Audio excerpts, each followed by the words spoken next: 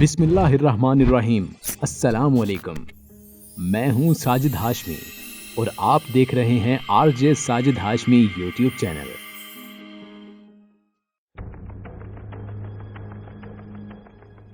دوستوں، آج ہم آپ کو بتائیں گے کہ رومی سلطنت اتنی دولت مند کیسے ہوئی۔ رومی سلطنت میں ایسا کون سا شخص تھا جو اس وقت کے حکمرانوں سے بھی زیادہ مالدار تھا؟ چونکہ ہماری تاریخ کا سلسلہ رومی سلطنت پر جاری ہے، تو آج ہم بات کریں گے کہ رومیوں نے آخر ایسا کیا کیا کہ وہ اتنے امیر ہو گئے، اور انہوں نے دولت کے انبار کیسے اکٹھے کر لیے، اور اس وقت رومی سلطنت کا امیر ترین شخص کون تھا جسے آج بھی روم کے امیر ترین شخص کی حیثیت سے یاد کیا جاتا ہے۔ دوستوں، روم 5ویں صدی قبل مسیح اور پہلی صدی عیسوی کے درمیان دنیا کی سب سے طاقتور سلطنت تھی۔ قدیم تہذیبوں کی طاقت کا دار و مدار اس بات پر ہوا کرتا تھا کہ انہوں نے کتنی جنگوں میں فتوحات حاصل کی ہیں اور کتنا مال غنیمت جمع کیا ہے یا کتنے غلام جمع ہیں۔ روم کی سلطنت میں بھی یہی سلسلہ جاری رہا۔ افواج نے اپنی فتوحات کے سلسلے کو جاری رکھا، جس نے ان کی اقتصادی ترقی میں کافی مدد کی۔ ہم نے اپنی پچھلی ایپیسوڈ میں کولاسیم کے بارے میں ڈسکس کیا تھا۔ اگر ہم دنیا بھر میں بسنے والی قدیم تہذیبوں جیسا کہ مصر کی تہذیب یا چین کی تہذیب پر نظر دوڑائیں تو ہمیں اہرام مصر اور گریٹ وال آف چائنا جیسی ناقابل یقین ایجادات نظر آتی ہیں۔ اب سوال یہ پیدا ہوتا ہے کہ نہ جانے کتنے ہی سینکڑوں یا ہزاروں انسانوں نے مل کر کتنا عرصہ لگا کر یہ تعمیرات کیں، اور ایسی کون سی مجبوریاں تھیں جنہوں نے مسلسل سخت محنت کیے جانے پر مجبور رکھا۔ تو ان سارے سوالوں کے جواب ہمیں ملتے ہیں ان قدیم تہذیبوں میں پائے جانے والے عنصر غلامی میں۔ اس دور کی ایلیٹ کلاس کے پاس سینکڑوں بلکہ ہزاروں کی تعداد میں غلام موجود ہوتے تھے۔ جس طرح اس وقت کے حکمرانوں نے غلاموں کا استعمال کرتے ہوئے اتنی بڑی بڑی تعمیرات کیں، بالکل اسی طرح اس دور کی ایلیٹ کلاس نے غلاموں پر جبر کر کے ان سے مشقت کروا کے یہ ساری دولت سمیٹی۔ رومیوں نے سلطنت بنانے کے لیے کوئی جان بوجھ کر منصوبہ بندی نہیں کی تھی۔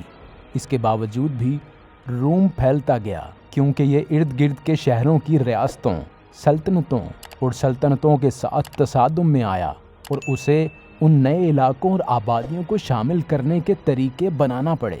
زیادہ تر علاقوں کو اپنے موجودہ ثقافتی اور سیاسی اداروں کو برقرار رکھنے کی اجازت دی گئی تھی۔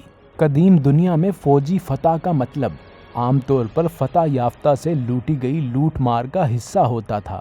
اگرچہ روم کو اپنے اتحادیوں کے روزمرہ کے معاملات کو سنبھالنے میں بہت کم دلچسپی تھی، لیکن اپنا اثر و رسوخ بڑھانے کے لیے یہ ضروری تھا کہ وہ اتحادیوں پہ اقتصادی کنٹرول رکھیں۔ سڑکیں اقتصادی طاقت کو بڑھانے کا ایک طریقہ تھیں۔ انہوں نے فوجیوں اور سامان دونوں کی نقل و حرکت کو آسان اور تیز تر بنا دیا۔ 211 قبل مسیح میں انہوں نے چاندی کا ایک چھوٹا سا سکہ متعارف کروایا، جسے دینارس کہا جاتا ہے، جو رومن دور کی تجارت کے لیے معیاری کرنسی بن گیا۔ ایک معیاری کرنسی نے بڑھتی ہوئی رومن دنیا میں تجارت کو آسان بنا دیا۔ یہ سکے کسی بھی سامان یا خدمات کے لیے تبدیل کیے جا سکتے تھے اور نقل و حمل کے لیے آسان تھے۔ کرنسی نے وسائل کو منتقل کرنا آسان بنا دیا، اور اس کے نتیجے میں مزید اقتصادی ترقی کی حوصلہ افزائی ہوئی۔ دوستوں، رومی بحیرہ روم کے پار تجارت کرتے تھے۔ ان کے تجارتی رابطوں کا نیٹ ورک ان کے سیاسی اثر و رسوخ کے ساتھ وسیع ہوا، کیونکہ تجارتی تعلقات عام طور پر اچھے سیاسی تعلقات پر منحصر ہوتے تھے۔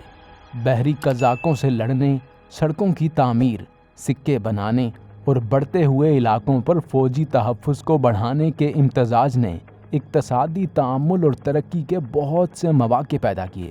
تمام قدیم معاشروں کی طرح روم کی معیشت زراعت پر مبنی تھی، جو کہ ناقابل یقین حد تک محنت کش تھے۔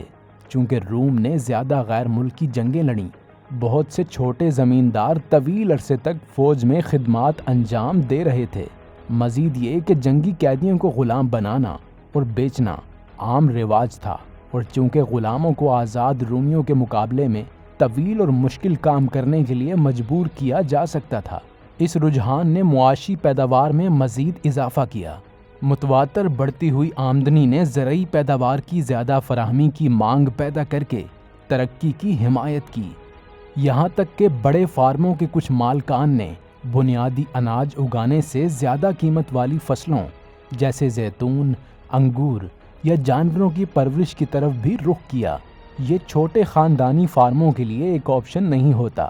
امیر ترین لوگوں نے ہمیشہ معاشرے کی توجہ اپنی طرف مبذول کی ہے، جیسے کہ آج کل کے دور کے بلینئرز، بل گیٹس ہو، مارک زکربرگ ہو یا ایلون مسک۔